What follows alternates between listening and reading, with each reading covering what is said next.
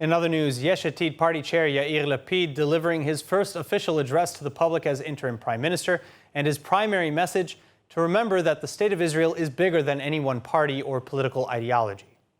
אנחנו צריכים לבחור בטוב משותף, במה שמחבר אותנו. תמיד יהיו מחלוקות. השאלה היא איך אנחנו מנהלים אותן, ואיך נוודא שהן לא מנהלות אותנו. מחלוקת היא לא בהכרח דבר רע.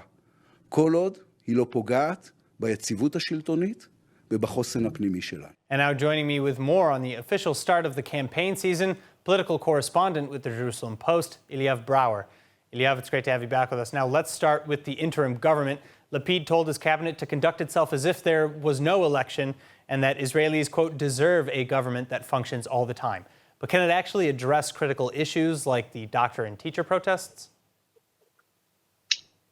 The short answer is yes. It can address issues as an interim government. It's still a fully functioning government. The question, though, is whether he'll be able to convince Israeli voters that what he's doing isn't called what they call election economics. Every move he does, he's going to be accused of basically making political gain out of his position as prime minister. So while technically he can do it, it's going to be a political challenge to make sure that people trust that he's doing it for the good of Israel's citizens. I mean, couldn't you argue, though, that any and all moves are for political gain to a degree? Yes, definitely. And that's a good point. I think that what the Likud has started arguing already is that there's an inherent inequality with someone running as prime minister versus the other side, which isn't running as prime minister, which isn't running with its leader as prime minister.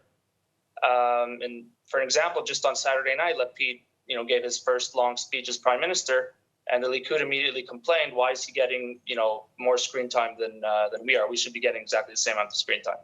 So I think that every move any politician makes is always always has a political motives, but especially during election period, the criticism is going to be especially sharp. All right, now today is the last day to split away from parties, and former Prime Minister Bennett's Yamina party, now under his number two, Ayelet Shaked, is struggling to stay afloat. Who is planning to join her? Who is attaching themselves under her banner? So Matan Kahana just announced a few hours ago, actually, that for the time being, he was sticking to Ayelet Shaked. He's going to give that partnership a chance. That's a big boost for Shaked because Kahana was very close to Bennett, and he's very popular. He's considered he served as a religious affairs minister and generally considered to have done a good job. She also has the remaining Yamina members, Abir Kara and Shirley Pinto, who are going to stick with her for the time being. But it remains to be seen if she can bring anybody else on board and, if her party can stay afloat. Well, so again, will rebel MKs who left consider maybe coming back now that Bennett is gone? And, what do you think the future holds for Yamina going forward? Is it ultimately going to die when it comes to election time, or will it be absorbed by the Likud, or will they, remain independent? So in terms of rebel MKs, I strongly doubt it. I think Idit Tillman and Nir Orbach, once they cross the Rubicon, they're not coming back. I'm not sure if Shaked's going to want them back, and I think the step they made is irreversible in the fact that they're probably going to be swallowed up by the Likud. In terms of the future of the party, right after the announcement, Shaked polled at 5 seats. I think it really depends on the campaign. If she can, try to find a niche amongst the crowded right-wing field, carve out a place for herself, speak about her previous achievements, and kind of convince Israeli voters to give her a chance. I think she has a fair chance of passing as things stand now. But she has to be very careful because one small a blip in her campaign or one of her fellow MK's campaign, and she could find herself falling below the threshold and then having to decide whether to join up with Likud or perhaps even with religious Zionism. All right, now flipping over to the opposition, it seems like no one is really going to take Netanyahu's place as head of the Likud party, but what can or will the Likud do to attract the latest few mandates that they need to form a majority coalition?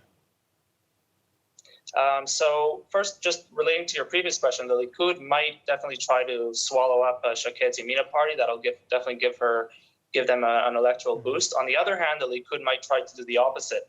It might try to make sure that Shaked's party passes the electoral threshold because Shaked is considered more willing to join a Likud-led coalition than Bennett was. Right. And another thing that the Likud can do, which Netanyahu's been very good at doing in the previous elections, is kind of find a little bit of like special interest, special groups of special populations. For example, there was a conference for the Israeli-Ethiopian community a couple of weeks ago in the Knesset, and Netanyahu attended. Now, it wasn't by chance that he attended. The Ethiopian community is one that historically has kind of flipped sides, and there's definitely a chance that, there are a couple of mandates right there that Netanyahu might be able to bring over to his side. All right, now, in a word, what do you think Lapid's odds of remaining prime minister after elections are? I think he's in the best position he can be to remain prime minister. I'd say 50-50. All right, Eliav Breuer, thank you so much again for joining us. Thank you so much. Hi everyone, it's Emmanuel Kadosh. I wanted to invite you all to subscribe to ILTV+, where you can find our daily news and updates about Israel. And not only that, but live feeds, entertainment, our kosher food show, and so much more. Needless to say, your subscription to ILTV+ helps us grow and create more content while also supporting the state of Israel.